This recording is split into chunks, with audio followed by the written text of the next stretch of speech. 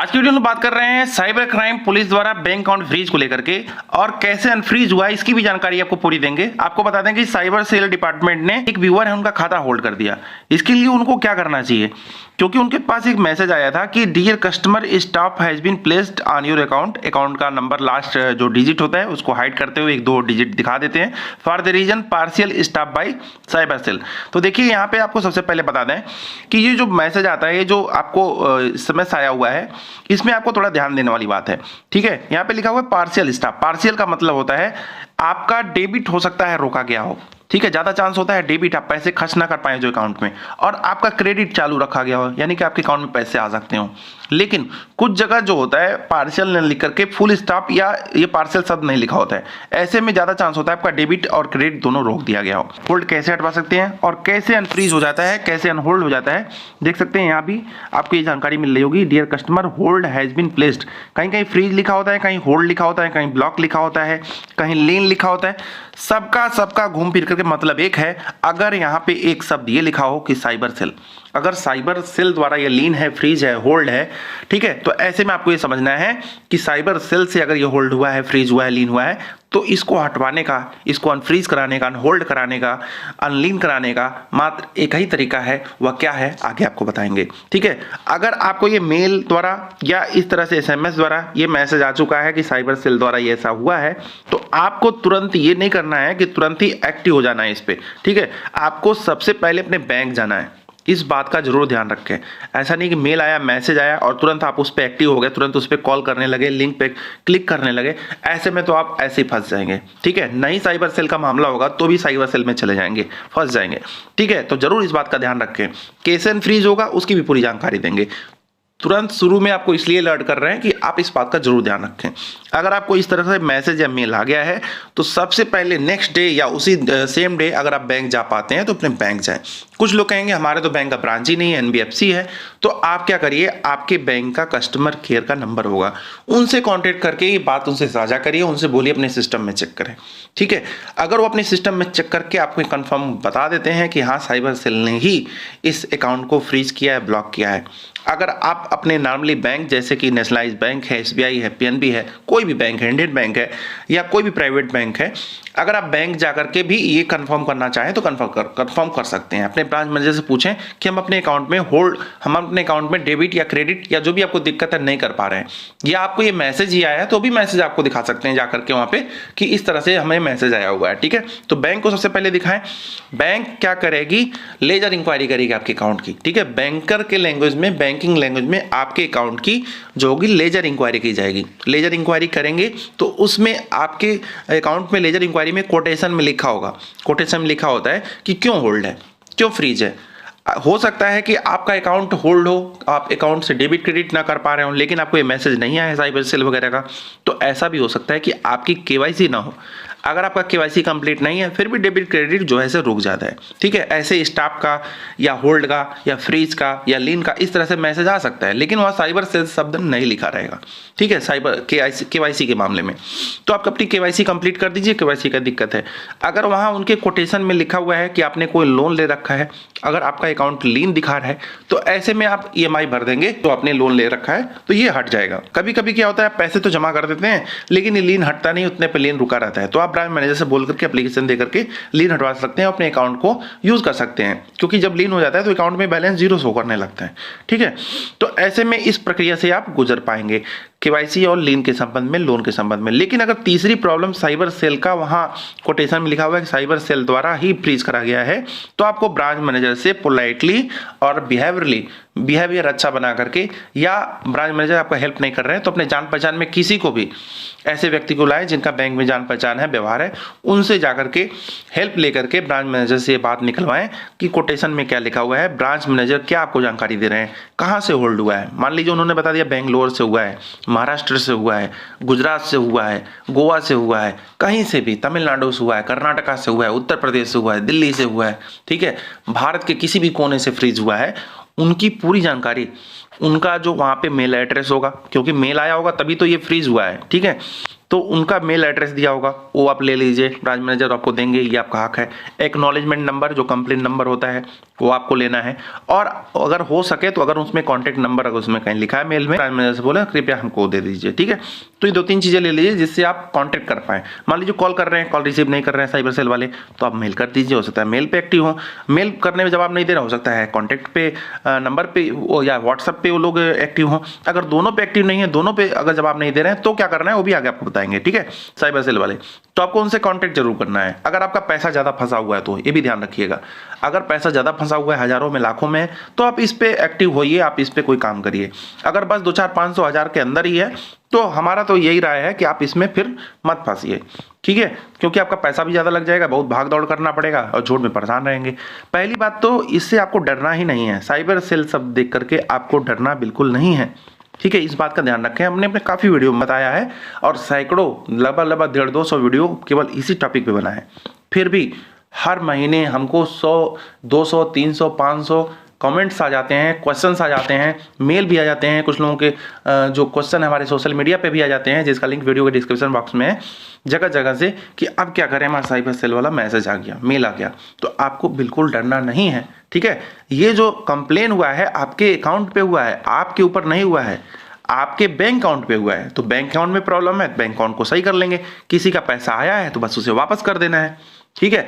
तो अगर cyber cell वाले आपसे कांटेक्ट करें, आपको डराएं, आप आराम से पोलाइटली बात करिए, सर हमारे अकाउंट में अगर पैसे आए तो हम ट्रांसफर कर देंगे, बात खत्म।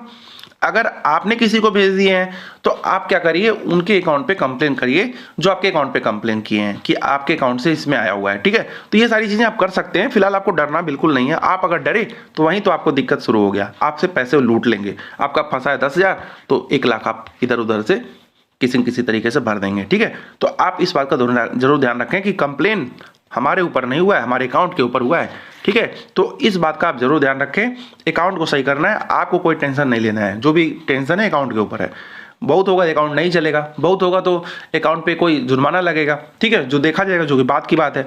तो अभी इस बात का जरूर ध्यान रखना है। तो आपको क्या करना है, साइबर सेल वालों से कांटेक्ट करना है अगर आपको लगता है कि अकाउंट को फ्रीज से अनफ्रीज कराना चाहिए, ठीक है। तो आपको साइबर सेल से कांटेक्ट करना है, उनको मेल करना है, उनको मैसेज करना है, व्हाट्सअप कॉल वीडियो कॉल मत करिएगा, ये बात का जरूर ध्यान रखिएगा, ठीक है। हो सकता है कि व्हाट्सअप कॉल वीडियो कॉल करें और सामने वाले को अच्छा ना लगे या आपका बिहेवियर अच्छा ना लगे, ठीक है। पोलाइटली जो भी हो उस तरह से आप बात कर सकते हैं। सबसे पहले तो उनसे पूछिए क्या रीज़न है, वो चेक करके बताएंगे या आपके ब्रांच मैनेजर खुद ही बता देंगे आपके अकाउंट में ये पैसा आया हुआ है सस्पिशियस, ठीक है, इसी कारण आपका जो है बैंक अकाउंट फ्रीज करा गया है। आप क्या करिए, उस अकाउंट को अगर उस पैसे को अगर ट्रांसफर करा पाइए ब्रांच मैनेजर के थ्रू या किसी के भी थ्रू, ठीक है, तो आप उसे वापस करा दीजिए। अगर नहीं हो पा रहा है तो साइबर सेल के जो आईओ होंगे, आपका जो केस देख रहे होंगे, इंस्पेक्शन ऑफिसर, वो आपका हेल्प पूरा करेंगे, क्योंकि उन्हीं के पास ये चीज़ सारी चीज़ें होती हैं, सारा केस, ठीक है। तो आप उनसे पोलाइटली बोलिए कि हमारा जो अकाउंट है इस तरह से प्रॉब्लम में आ गया है, हमारे अकाउंट में जो पैसे आए हैं तो हम इसको ट्रांसफर करना चाहते हैं। आप बोलिए कि इसमें करना है, हम दूसरे अकाउंट से कर देते हैं या जिनका भी पैसा हम देना चाहते हैं हमारा नहीं हो, ठीक है, तो आप दे दीजिए। या आपने इलीगल तरीके से कहीं से कमा लिया है फिर अकाउंट आपका फ्रीज हुआ है, जैसे बहुत सारे गेमिंग ऐप वगैरह होते हैं जो, या कलर वगैरह करना होता है, ठीक है, जो भी इलीगल चीज़ें हैं, आपको लगता है, आप जानकारी भी आपको होगा, आप ये काम कर रहे होंगे, तो अगर आपको लगता है हाँ फंस गए हैं, इसको वापस करना चाहिए, तो वापस कर ही दीजिए, क्या करना है, ठीक है। क्या करिए, आप उनके पैसे वापस करिए। पहला चीज़ तो ये करिए, आईओ से बोलिए हम पैसे वापस करना चाहते हैं। वो क्या करेंगे, आईओ हमेशा आपको अपने पास बुलाएंगे, उनका रूल ये है, क्योंकि उनको ये जानना है, बहुत सारी चीज़ें पूछनी, हो सकता है आप फ़ोन पे या मैसेज पे सारी चीज़ ना बताएं, लेकिन जब आप उनके थाने पे उनके पास चले जाते हैं साइबर सेल में, तो आप डर जाते हैं, तो जो नहीं बताना रहता है वो भी बता देते हैं। इसीलिए आईओ क्या करते हैं, बार बार अपने पास बुलाते हैं, नहीं मेरे पास आओ।